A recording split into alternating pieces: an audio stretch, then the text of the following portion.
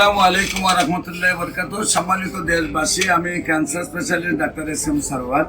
বিশেষ করে আপনারা জানেন যে মরণবিধি ক্যান্সার, সারা ওয়ার্ল্ডের ডাক্তাররা বলেন যে ক্যান্সার, কিডনি, থ্যালাসেমিয়া এই 4টি রোগ হলো মরণবিধি। এই 4টি রোগে আক্রান্ত হলে সাময়িকভাবে চিকিৎসা চলে, চিকিৎসা করতে করতে একসময় রোগীর মৃত্যু হয় এবং চিকিৎসার প্রতি মাসে কয়েক লক্ষ টাকা প্রয়োজন হয়। তেমনি আমরা একজন রোগীর সাথে আপনার রোগীর অভিভাবকের সাথে পরিচয় করে দিচ্ছি, যিনি শেরপুর সদরে হাসিমে আমাদের ক্যান্সার রোগী থেকে সুস্থ হয়েছেন।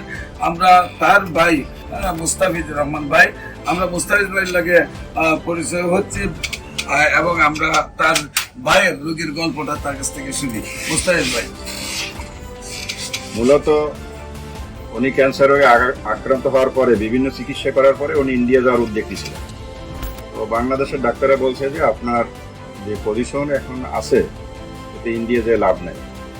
হয়তো বা ওনাকে এভাবে বলে না, ওনার আত্মীয় স্বজন বা আমাদেরকে এভাবে বলেছে যে ইন্ডিয়া যে লাভ নেই, হয়তো ওনার এইটাই শেষ সময়।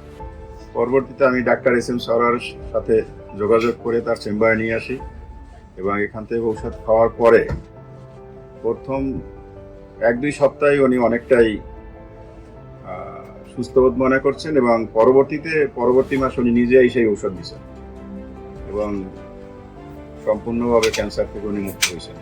সম্মানিত দেশবাসী, আমি রোগী দেখি শনি, রবি, সোম সকাল 10টা থেকে বিকাল 5টা পর্যন্ত জাতীয় মসজিদ বাইতুল মুকাররমের মেইন গেট আল্লাহ লেখা বরাবর বাইতুল বিউলিপ্তের 11 এবং মঙ্গল, বুধ, বৃহস্পতি রোগী দেখি Habiganj bus stand popular general হাসপাতাল।